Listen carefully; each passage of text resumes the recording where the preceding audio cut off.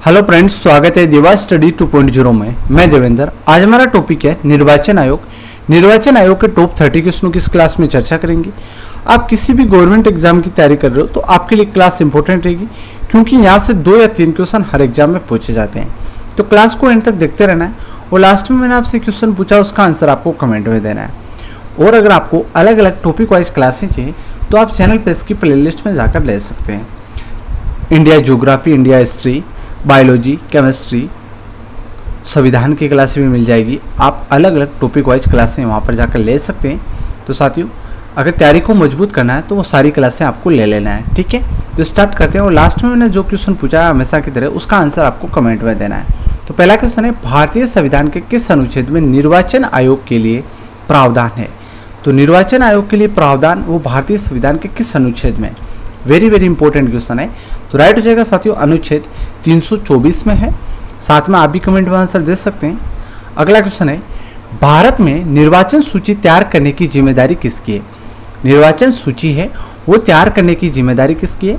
तो राइट हो जाएगा साथियों, इसमें निर्वाचन आयोग की है। किसकी है? निर्वाचन आयोग की है, ठीक है। अगला क्वेश्चन आपको हो जाएगा, भारत की निर्वाचन पद्धति निम्न में से किस देश की निर्वाचन पद्धति के अनुरूप है? तो जो भारत की निर्वाचन पद्धति है वो किस देश के निर्वाचन पद्धति के अनुरूप है? तो साथियों, इसमें आपका राइट हो जाएगा ब्रिटेन देश है, उसके अनुरूप भारत की निर्वाचन पद्धति है। तो सी ऑप्शन आपका इसमें राइट हो जाएगा। अगला क्वेश्चन है, प्रत्यक्ष निर्वाचन किसे कहते हैं? प्रत्यक्ष निर्वाचन किसे कहते हैं? तो साथियों, इसमें कौन सा राइट हो जाएगा? इसमें आपका हो जाएगा जनता द्वारा प्रतिनिधि चुनना, ठीक है। जनता द्वारा जो प्रतिनिधि चुना जाता है उसको प्रत्यक्ष चुनाव या प्रत्यक्ष निर्वाचन कहते हैं, ठीक है। जैसे आप विधानसभा में एमएलए को चुनते हैं और संसद में आप सांसद को चुनते हैं, ठीक है। उसी प्रकार जो जनता द्वारा प्रतिनिधि चुना जाता है उसको प्रत्यक्ष निर्वाचन कहते हैं, ठीक है। अगला क्वेश्चन आपका हो जाएगा, 1952 का वर्ष भारतीय इतिहास में क्यों महत्वपूर्ण है? 1952 का जो वर्ष है वो भारतीय इतिहास में क्यों महत्वपूर्ण है? तो साथियों, इसमें आपका राइट हो जाएगा, लोकसभा का प्रथम आम निर्वाचन हुआ था, इसलिए 1952 है वो वर्ष भारतीय इतिहास में महत्वपूर्ण है, ठीक है।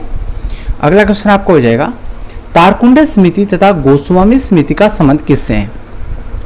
तारकुंडे समिति और गोस्वामी समिति इंपॉर्टेंट क्वेश्चन हो जाएंगे आपके लिए। आपसे पूछा जा सकता है तारकुंडे समिति किससे संबंधित है, गोस्वामी समिति किससे संबंधित है? तो आपको ध्यान रखना है, राइट हो जाएगा चुनाव व्यवस्था में अमूल सुधार लाना। तारकुंडे समिति और गोस्वामी समिति ने चुनाव व्यवस्था में अमूल सुधार लाया था, तो इसलिए ये चुनाव व्यवस्था से संबंधित है। तो ए ऑप्शन आपका इसमें राइट हो जाएगा, ठीक है। अगला क्वेश्चन है, निर्वाचन आयोग, सर्वोच्च न्यायालय, संघ लोक सेवा आयोग, नियंत्रण एवं मालिका परीक्षक का कार्यालय जैसी संस्थाओं में कौन सा एक लक्षण समान है? तो निर्वाचन आयोग, सर्वोच्च न्यायालय, संघ लोक सेवा आयोग, नियंत्रक एवं मालिका परीक्षक का कार्यकाल जैसी संस्थाओं में कौन सा एक लक्षण है जो समान है? तो वो लक्षण है साथियों, वह है संवैधानिक संस्थाएं। ये सारी संस्थाएं हैं, ये सब क्या है? संवैधानिक संस्थाएं हैं। तो आपको ध्यान रखना है, ठीक है। तो ये समान लक्षण है कि ये सारी संस्थाएं हैं, ये संवैधानिक है। अगला क्वेश्चन आपका हो जाएगा, निर्वाचन आयोग का चेयरमैन कौन होता है? निर्वाचन आयोग का चेयरमैन कौन होता है? तो राइट हो जाएगा मुख्य निर्वाचन आयुक्त होता है, वो निर्वाचन आयोग का चेयरमैन होता है साथियों, ठीक है। अगला हो जाएगा, भारत के मुख्य चुनाव आयुक्त की नियुक्ति कौन करता है? मुख्य चुनाव आयुक्त है उसकी नियुक्ति करता है, कौन करता है? राष्ट्रपति करता है, ठीक है। तो ध्यान रखना है, इंपॉर्टेंट क्वेश्चन है आपके लिए। अगला क्वेश्चन है, निर्वाचन आयोग का प्रमुख होता है। निर्वाचन आयोग का प्रमुख कौन होता है? तो प्रमुख भी वही होगा, जो मुख्य निर्वाचन आयुक्त है वही प्रमुख होंगे और वही निर्वाचन आयोग के चेयरमैन होंगे, ठीक है। तो ये बातें आपको ध्यान रखना है, इंपॉर्टेंट क्वेश्चन है। निर्वाचन आयोग का प्रमुख मुख्य निर्वाचन आयुक्त। अगला है, प्रीसिमन आयोग का अध्यक्ष होता है। प्रीसिमन आयोग है, इसका अध्यक्ष होता है, वो होता है साथियों मुख्य चुनाव आयुक्त। तो सी ऑप्शन आपका राइट हो जाएगा इसमें। अगला क्वेश्चन है, संसद द्वारा मुख्य निर्वाचन आयुक्त तथा अन्य निर्वाचन आयुक्तों की सेवा शर्तों से संबंधित अधिनियम कब पारित हुआ? संसद द्वारा मुख्य निर्वाचन आयुक्त तथा अन्य निर्वाचन आयुक्तों की सेवा शर्तों से संबंधित अधिनियम है वो कब पारित हुआ? इंपॉर्टेंट क्वेश्चन हो जाएगा। वो हुआ था साथियों 1994 ईस्वी में, ठीक है। अगला क्वेश्चन हो जाएगा, निर्वाचन आयोग की सहायता के लिए लोकसभा या राज्य विधानमंडल की साधारण निर्वाचन के पहले प्रादेशिक निर्वाचन आयोग की नियुक्ति करने का अधिकार किसे प्राप्त है? तो राइट हो जाएगा राष्ट्रपति को अधिकार प्राप्त है। तो ए ऑप्शन आपका इसमें राइट हो जाएगा। ठीक है, अगला है, निम्नलिखित में से कौन मतदाता सूची को अद्यतन बनाकर तैयार रखता है? मतदाता सूची है उसको अद्यतन बनाकर तैयार रखता है, कौन रखता है? तो राइट हो जाएगा निर्वाचन आयोग है वो तैयार रखता है। तो डी ऑप्शन आपका इसमें राइट हो जाएगा। अगला क्वेश्चन है, भारत के विभिन्न राजनीतिक दलों को राष्ट्रीय या क्षेत्रीय दल का दर्जा देने का अधिकार किसको है? भारत के विभिन्न राजनीतिक दलों को राष्ट्रीय या क्षेत्रीय दल का दर्जा देने का अधिकार किसको? वेरी वेरी इंपॉर्टेंट क्वेश्चन हो जाएगा साथियों। राइट हो जाएगा इसमें चुनाव आयोग को है साथियों। ठीक है, तो इसमें सी ऑप्शन राइट हो जाएगा, चुनाव आयोग को यह अधिकार प्राप्त है। अगला क्वेश्चन आपको हो जाएगा, उपचुनाव कराया जाता है, उपचुनाव कब कराया जाता है? तो उपचुनाव कराया जाता है साथियों, कभी भी कराया जा सकता है उपचुनाव। ठीक है, उपचुनाव होता है तो कभी भी कराया जा सकता है। ठीक है, अगला क्वेश्चन है, मध्यावधि चुनाव कब कराया जाता है? मध्यावधि चुनाव का मतलब क्या होता है हम देखेंगे। तो मध्यावधि चुनाव कब कराया जाता है? आपको ध्यान रखना है, समय के पूर्ण होने से पहले, जैसे 5 साल का समय होता है, समय के पूर्ण होने से पहले ही जब लोकसभा भंग हो जाए तो मध्यावधि चुनाव कराया जाता है साथियों। ठीक है, तो आपको ध्यान रखना है कि समय होता है 5 वर्ष का, 5 वर्ष से पहले अगर लोकसभा भंग हो जाए तो वापस दोबारा से चुनाव होता है, तो उसको कहते हैं मध्यावधि चुनाव। ठीक है, तो आपको ध्यान रखना है, इंपॉर्टेंट क्वेश्चन है। अगला है, भारत में प्रथम आम चुनाव किस वर्ष किए गए थे? भारत में प्रथम आम चुनाव कब हुए थे?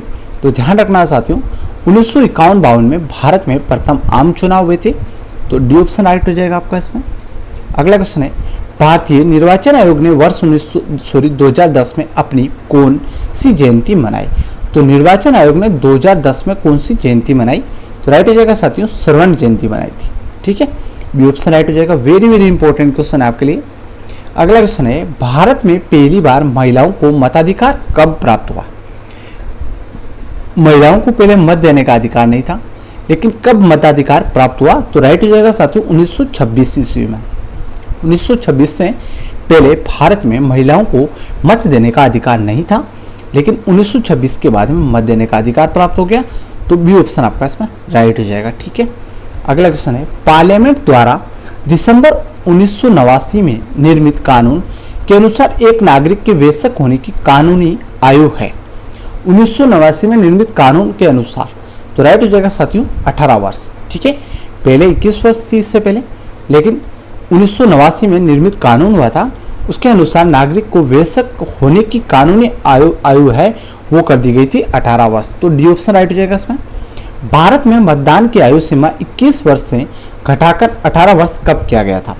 तो 1989 में, पहले 21 वर्ष थी, 1989 में 18 वर्ष कर दी गई थी। तो बी ऑप्शन राइट हो जाएगा आपका इसमें।